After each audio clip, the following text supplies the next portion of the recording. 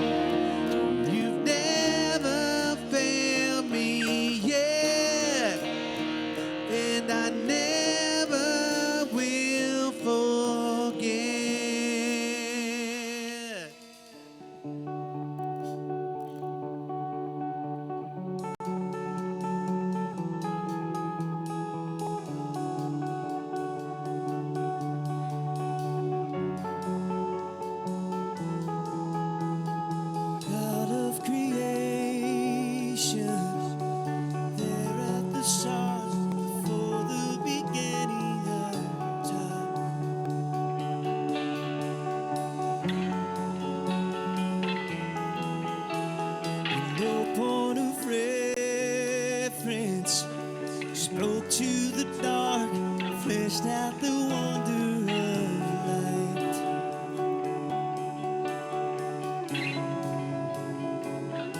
And as you speak,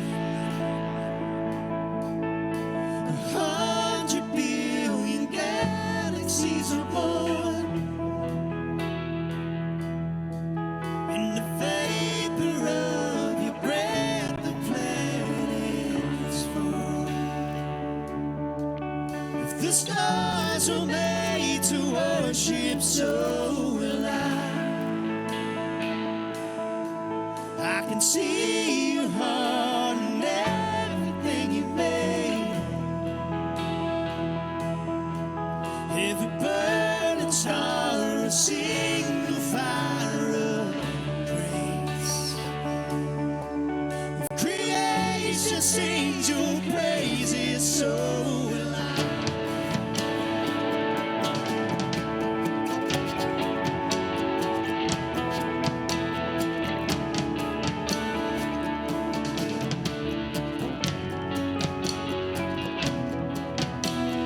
Out of your promise, don't speak in vain, sailable into your veil.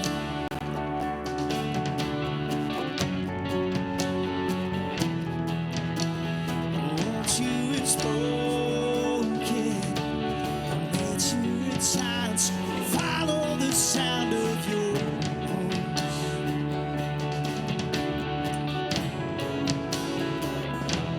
As you speak, 100 billion creatures catch your breath, evolving in pursuit of what you say. It all reveals your nature so alive. I can see your heart and everything you say. Every painted sky, a canvas of your grace. Creation still obeys you so.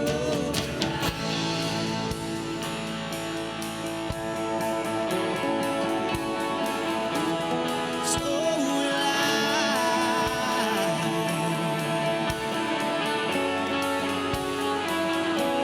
So will I.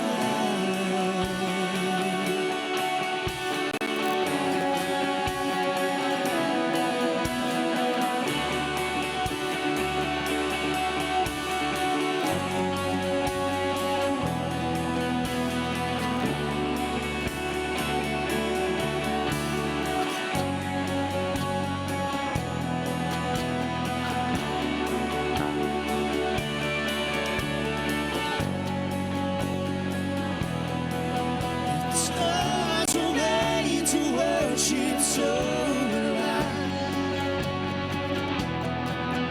The mountains bow in reverence, so will I. The oceans roll your greatness, so will I. Everything exists to lift you high, so will I.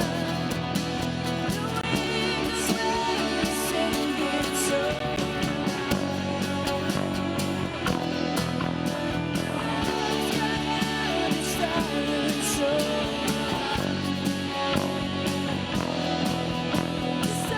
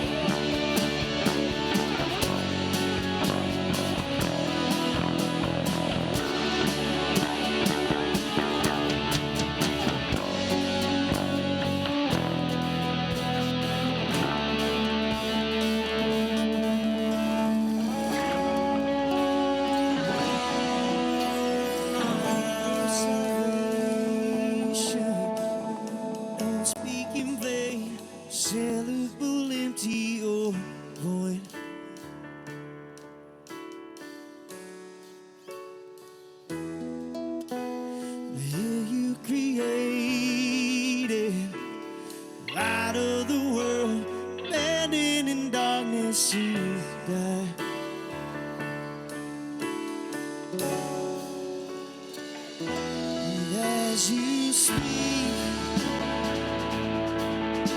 100 billion failures disappear.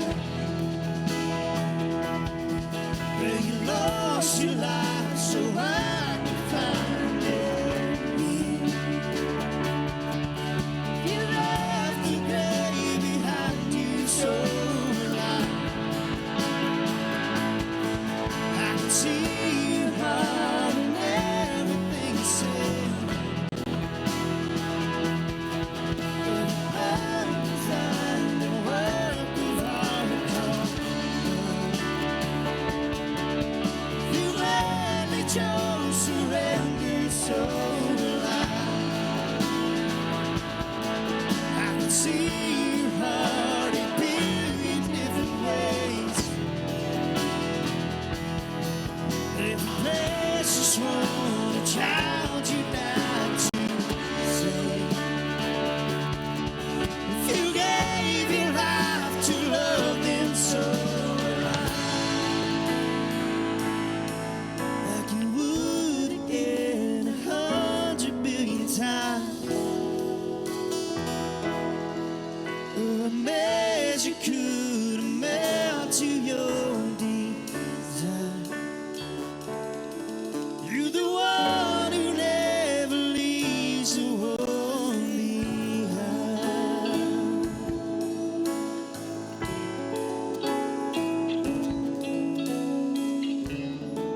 Let us pray. God, we come to you this morning. We just praise your holy name, God. God, we are so unworthy of your love. God, we are thankful for your mercy and your grace, and that it's new every morning. God, we just ask that you would just be in this service and open our hearts, that we would hear your word today and use it in our lives. God, we just ask for those that are here, that if someone's here that doesn't know you, and today would be their day of salvation, God. God, we thank you and we praise you for all you do for us. We love you and we honor you this morning. We ask all these things in your holy name. Amen. You may be seated.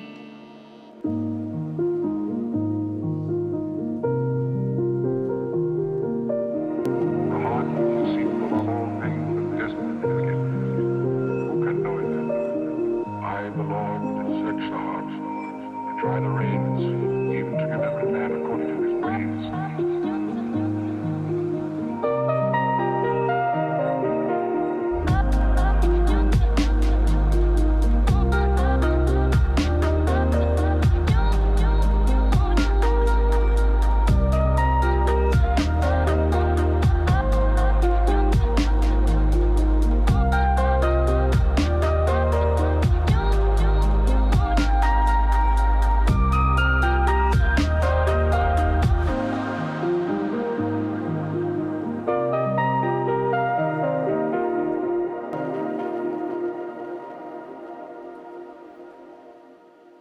Well, hello, DCC. It's good morning. It's good to be with you guys this morning. If this is your first time or you're a visitor, my name is Lee Boyd. I'm the executive pastor here, and we're just thrilled and honored that you chose to hang out with us today. So today we're in part 2 of our summer series, The Conversationalist. And what we're looking at through this summer is conversations, specific teaching moments Jesus gave his disciples that are specifically ones that use parables to teach with. And when we talk about parables, what is a parable? A parable is really just a simple story explaining something that we can, in a way we can understand it using current everyday examples so we'll know what's going on. And as the way we'd probably kind of put it today is, can you explain that in plain English for me? You know, that's what he's talking about when he puts something in a parable, so we can understand something that's a little bit complicated. But in this parable, it's a simple story using everyday examples to prove a single truth. There's usually just one point that is being made in parables. Now, Jesus didn't corner the market on parables. Parables have been told throughout all time. We still use them today to try to make a point. But that's what we're looking at, specific stories where Jesus used parables so we could understand. Before we dive into today's story, though, there's 4 questions I think that all of us should answer when we look at Jesus' parables. And here's those 4 questions. And I would keep these for this entire series, because almost every parable that Jesus teaches, we can use this to kind of diagram it and figure out what's going on. Number one is, who are you in the story? In the story, Jesus usually divides people into groups. You got to figure out who you are in the story. Who is God or Jesus in the story? In almost every parable, there is a person or character in the story that represents God or Jesus. What are your consequences of the story? Based on who you are, based on which character you are in the story, what's your future look like? And number four is, what can you do to change your consequences? Is there some information that he has given that tell you how you can change your ways to change your consequences? So I would keep this throughout this entire summer series to just divide out all these parables and figure out where you're at, what path you're on, and how you can go from there. So the question that has been answered in the parable that we're studying today is answering this question: when is the world going to end? Or when is Jesus coming back? Now, for the past few weeks, I've been working on this. Every time I think about this, when is the world going to end, I am instantly taken back to 1987 in my white Buick Somerset with cassette tape cranking REM. What song am I listening to? It's the end of the world as we know it. Showing your age, everybody that laughed. All right. So, at the end of the song, and I feel fine. There's some of you my age in here, cool, and I feel fine. But I've had this song stuck in my head for about 3 weeks now, just in case you're wondering.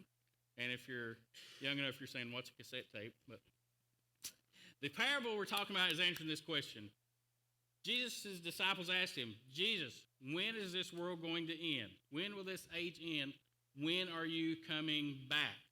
And what was going on, this was the week before Jesus was crucified. After he had rode into Jerusalem on the donkey and people praised him and everything, and just a couple days before he was to be crucified, he was teaching in the temple courtyard, people listening, and he's really giving the religious establishment a hard time. And they leave the temple, and as they're walking out, his disciples look at him and say, but Jesus, look at that temple. And they're kind of saying, isn't that awesome? Isn't it going to stand forever? And he said, I'll tell you, it's going to end one day. It will all come crumbling down. And they're kind of like, yeah, we knew that. We knew that. And then they kind of go on up into the mountainside where they're overlooking the temple, and then they're like, hey, Jesus, what's this mean? When's this going to happen? And they had no idea what he was talking about. And the same way we are. We don't necessarily understand things, and that's why we got to break it down, and he puts things in parables for us to understand. But what they really want to know is when. When there's a big event about to happen, what's our first question? When? When is this going to happen? Because we want to know. We got to know on our schedule and when's this going to happen. And here's Matthew 24, verse 3. Here's how they asked it. It said, and later, as Jesus was sitting on the Mount of Olives, his disciples came to him in private and asked. So, after they've been with everybody else, like, hey, Jesus, when is it really going to happen? Because we had to act like we knew what was going on with all these other people. We don't know what's going on. We kind of feel lost. When's this going to happen? What will be the sign of your coming and the end of the world? Like, when? When's it going to happen? When's it going to happen? And Jesus spends what Matthew records in the rest of this chapter is telling them signs to watch for that is close to his return. But he never tells an exact date.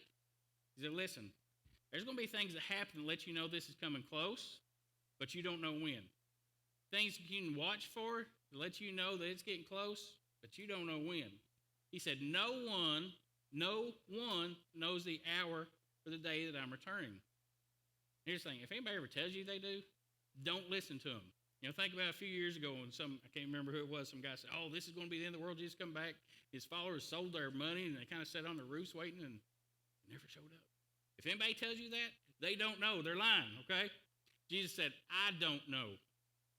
He said, the angels in heaven don't know. He said, the only person that knows when I'm coming back is God. The Father is the only one who knows when I'm coming back. He said, but know this, I am coming back. It's not on a schedule, and it will be a surprise. So Jesus is clear, and he is returning, but he's not going to give us the time that that's going to occur.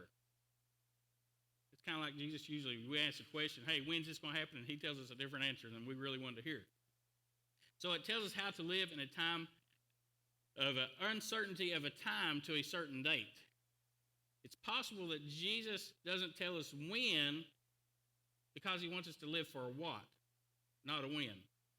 The what is more important than the date.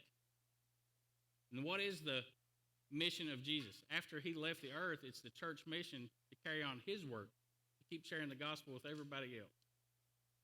And he wants us to do a what, not worry about a when. And I think this is important for us to pay attention to because we all have this tendency to put off doing what we need to do when we know there's a deadline. None of you probably do that, but I do that sometimes. I wait till the deadline to start doing something. Most of us, when we have a when, we know the date, we wait to do the what until the last minute. Anybody else do that, or just me? Wow, I am the only one here almost. If we have a date, we have a deadline, what most of us will do is procrastinate. A lot of us will say this is our spiritual gift of procrastination, right? It's the best thing we can do. Example, if you have a term paper due, you get your syllabus at the beginning of the semester, and it's due in 6 weeks. Do you start working on that right now, or do you wait till week before, 3 days before, night before? If you have kids, you've known, you've got, in late one Sunday night, I have a 12-page type paper due tomorrow. You just want to, bang your head on the wall because they procrastinated. They've known for weeks this was coming, but we're really good at putting off. Here's what happens, though. When we know all this time we're supposed to be doing something, but what are we doing with all that time? And then when it gets here, we find out we really aren't ready. We have a gap between knowing what and actually do it. And that gap is when we should be doing something that we don't do because we're doing something else. And I believe this is why God doesn't even give Jesus the date when he's coming back, because he doesn't want us to live with gaps. He don't want our lives to go, yeah, I know you're coming back, Jesus, but I'm not going to do anything about it until then. I'm not going to do anything about it until I graduate. I'm not going to do anything about it until I get a job. I'm not going to do anything about it until I'm married. He doesn't want us to live with big gaps. He wants us to start following him now. So I think it's why we got to pay attention to this. Here's my own little parable on explaining this. How many of you hope to retire someday? Just raise your hands if you hope one day you get to retire. Quite a few of you. How many of you know you're going to get to retire one day? Big difference. How many of you know you're not going to get to retire one day? There's more that know they're not than they are. We all hope to retire one day. Here's the thing about retirement. It's not a specific date. Retirement means you have enough wealth to live the rest of your life without working. That's retirement. It's a point happens. Now, some people are so good at planning for this from when they are way young, they can actually set a date and make that happen. But most don't. Research shows that even though most Americans hope to retire one day, only 26% of them are actually saving for retirement. So when retirement age they hope to happen comes, they ain't retiring because of the gap of when they weren't planning and putting ahead. This parable explains how we are to live without a firm deadline. It explains how to live to avoid the gaps. So, here's something we know for sure through this response. Jesus is returning. He says, this is one certain that you know, I am going to return. Schwarzenegger, I'll be back. He said, I'm coming back. When he does, the world as we know it will cease to exist. This world will be no more. And this parable is a response to those who believe that he is coming, asking when it's going to happen. Now, I think it's important to realize that the people asking this question that's getting the answer believe he's coming back.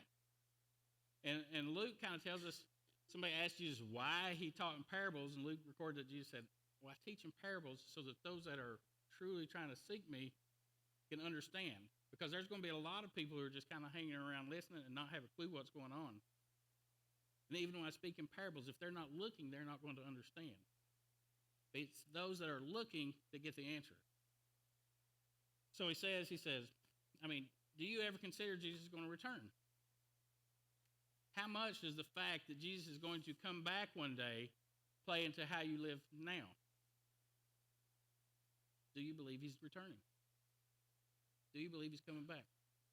Now, if you're not sure, like, I'm not sure, consider this. The same Jesus, as he was teaching this, said, I am going to die, and 3 days later come back to life. And within a week's time of him teaching this parable did that. How much more is it true that he's going to come back also, because he said that's going to happen? So after he tells them of all these signs that's going to happen, to get ready, because when it's close to coming, these are going to happen, he gives 3 parables that shows what it's like when he's coming back, for them to understand how to live without this firm deadline. And today we're going to look at the first one.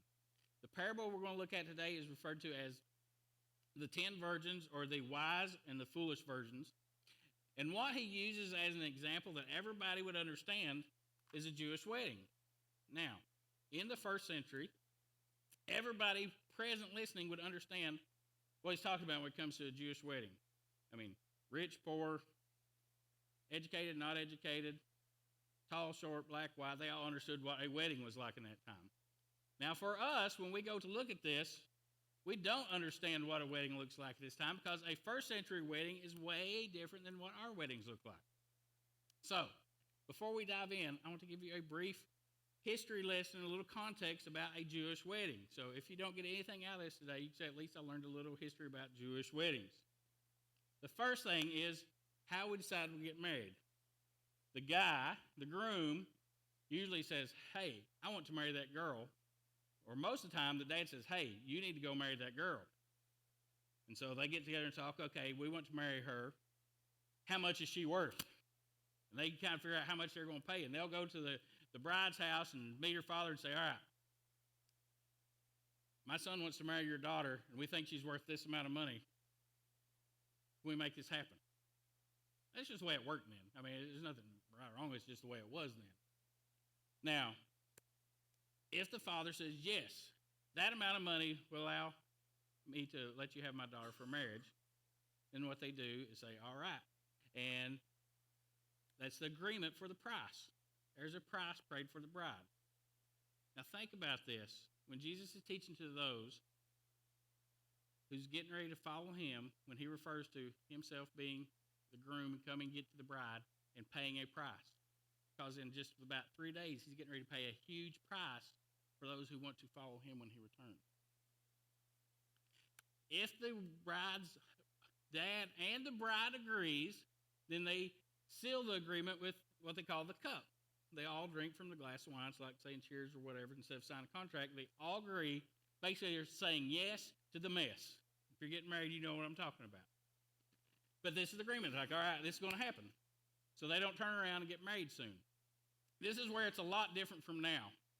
Then the groom says, all right, I'm going to go prepare our home, and I'll come back and get you so we can get married. This was usually like around 6 to 18 months before they actually got married.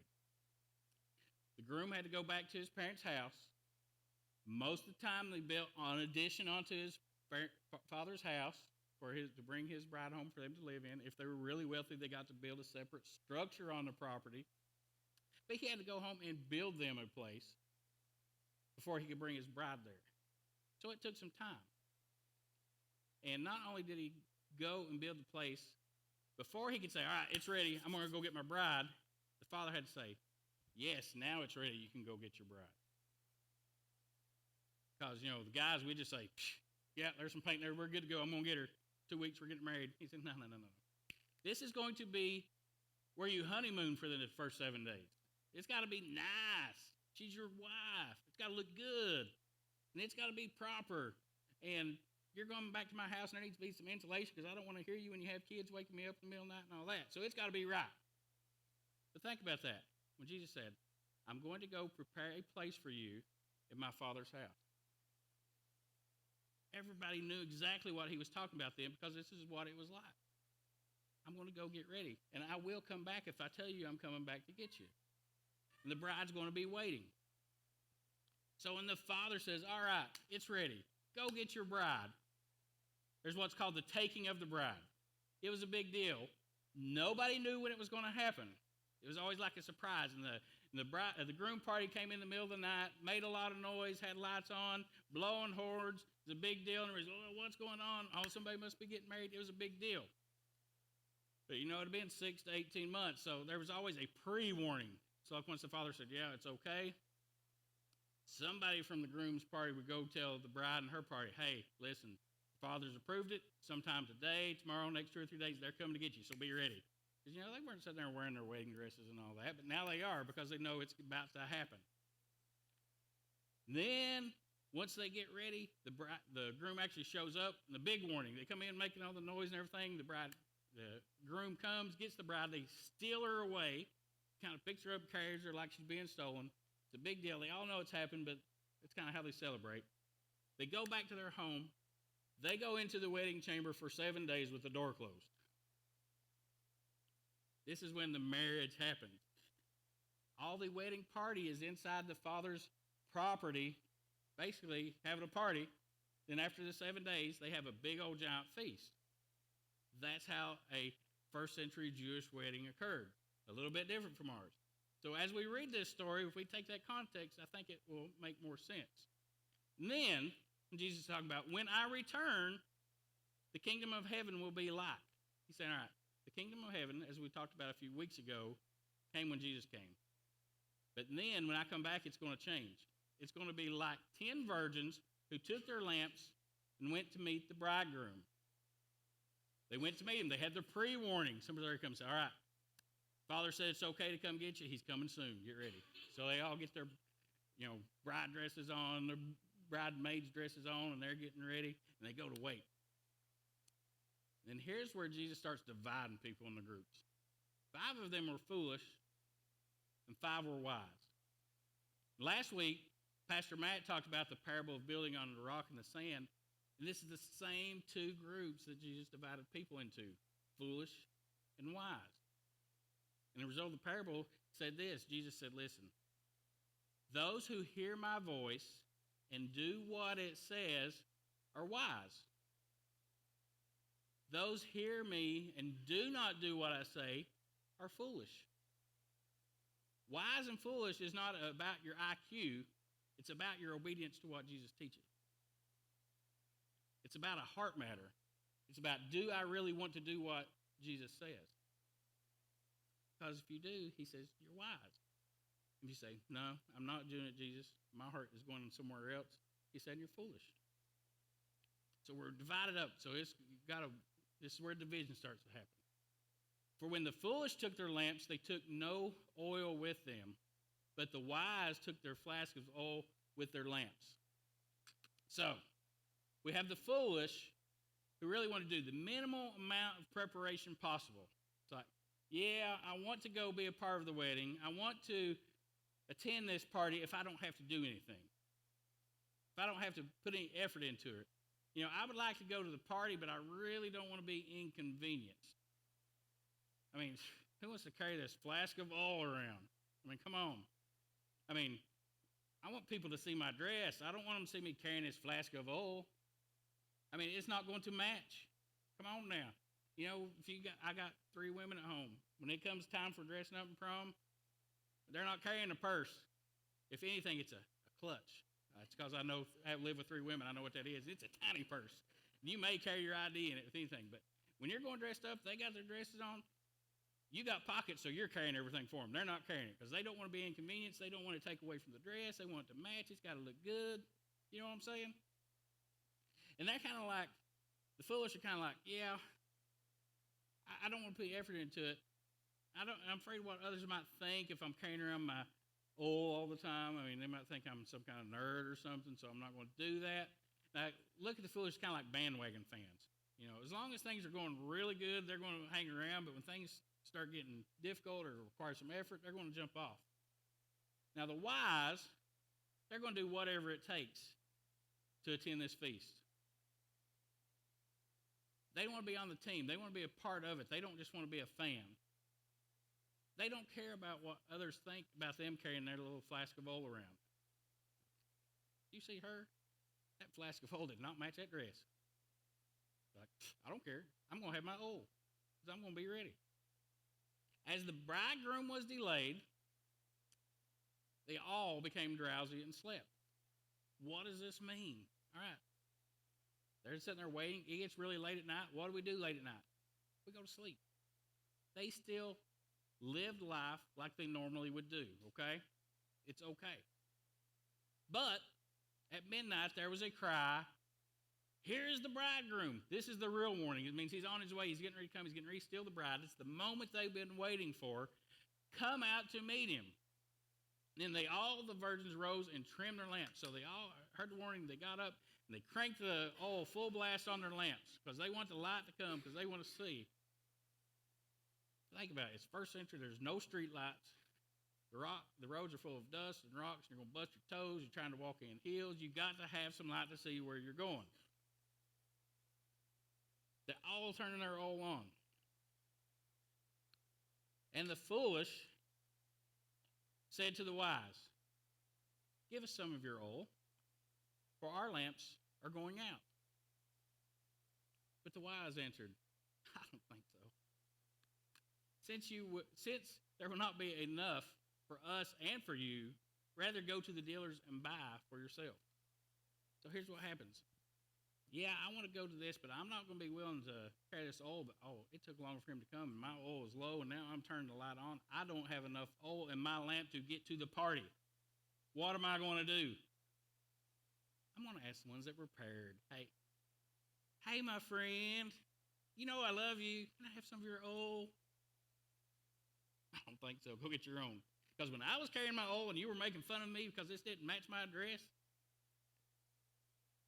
you're enjoying it. Now I got my oil. Go get your own. And you see this, which means it's in the middle of the night. They're going to have to go into town and find the guy who sells the oil. Wake him up in the middle of the night. "Come on, I need some oil." And he's like, "Go to bed. I'll get it in the morning." And they make enough racket to get him up, and they finally get him to sell him some oil to carry around. Now, here's what we got to remember.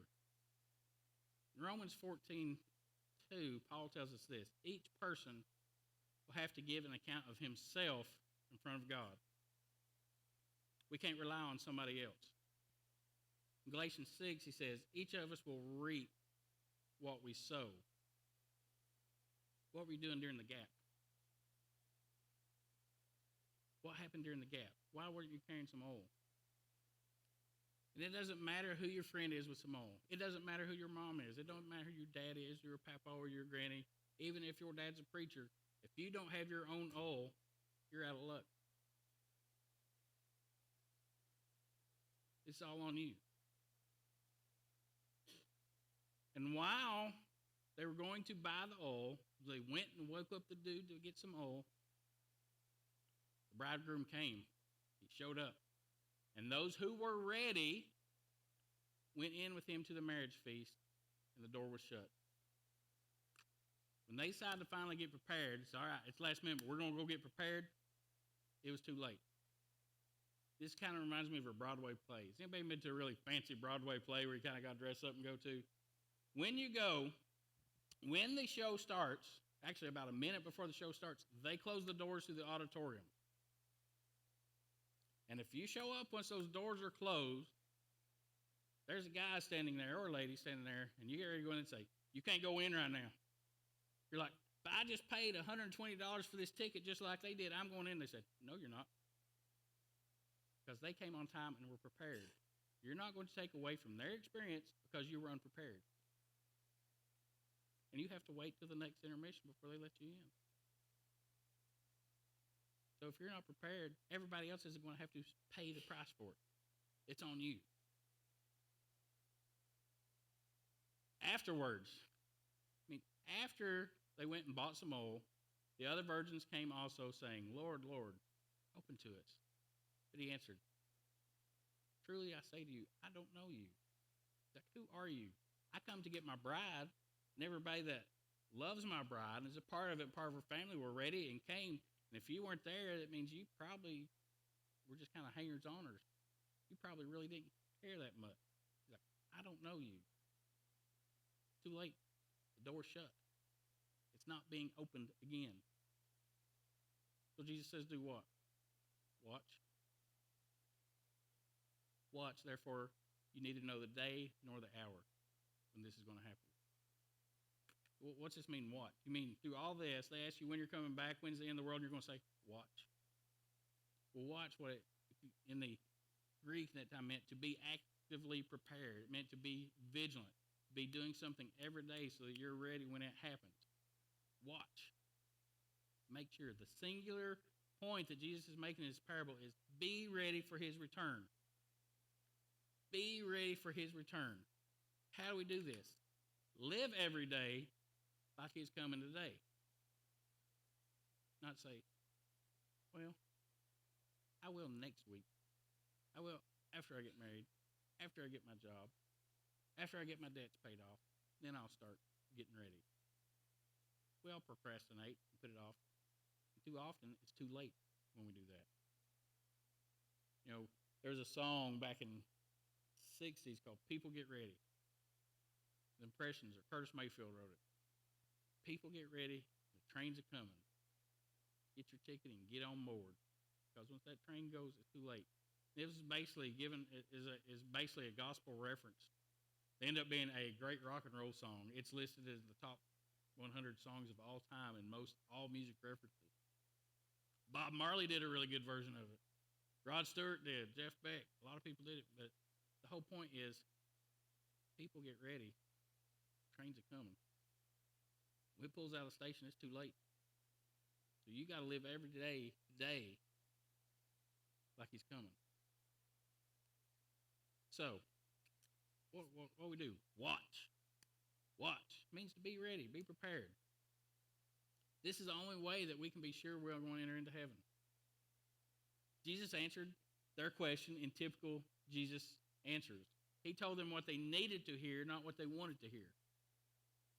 Kind of like the way we talk to our kids sometimes, what they need to hear, not what they want to hear. They wanted to know when, but Jesus told them a what. He's saying, being ready is active. It means requiring something. It means that you got to be prepared every day. You don't actually know what to do, but you actually do what you're supposed to do. Now, I'm trying to think of an example of people who do this all the time. Think of doomsday preppers. Does anybody know any doomsday preppers? Yeah, I know we got at least one in here who that actually does. We got a few. Listen, they believe an event's going to happen. Something bad's going to happen. There's going to be a war or something, and we're going to be without supplies. So what do? They prepare. They go out to the store in Walmart. They buy extra water, store it in the basement. They buy extra canned food and store it. They buy fuel and store it. Because they're prepared for an event. They don't know when it's going to happen, but they believe it's going to happen. And if it happens, all of us not prepared are going to be going, hey, I know you got some water in that basement. Can I borrow some? Hey, can I get a can of that tuna from you? It's been 4 days since we ate. Because we weren't prepared. But Jesus divides these groups into foolish and the wise. He says the wise I call the anticipating. You know, if you're anticipating something, you're ready for it, you're prepared, you can't wait. Come on, let's let that happen now. They're looking forward to this event. They can't wait for it to happen. They want to be a part of the party. When they got the Facebook invite, they hit confirm on it. It says, yeah, I'm coming, and everybody else saw that, hey, you said I said I'm coming. So they know you committed. They plan, they prepare. When the time for the event happens, they're ready. They believe this event, even though they don't even sure when it is too important to miss. They're willing to sacrifice something now because they believe it's going to be worth it in the future. They're going to carry their oil now because they believe it's worth it, no matter what other people think. Their daily routine involves making sure if that happens today, they're ready. And then the other group is the foolish, and I call the curious. I mean, they were around. They were listening to Jesus. They kind of even believed him. When they got the Facebook invite, they put interested. You know what I'm talking about. I'm not committing. I might go. I'm going to check this out. I'm going to wait and see who else is going. I'm going to see what my options are because if something better comes along, I'm not going to have verbally committed because I don't want people thinking I'm going back on what I said I'm going to do. So I'm interested. I'm just going to hang around. I'm a hanger-oner. See what it's about. I'll go to the party unless something better comes along. Now, I'm not going to put off something right now to go to that party later. I'm going to go ahead and do my thing now.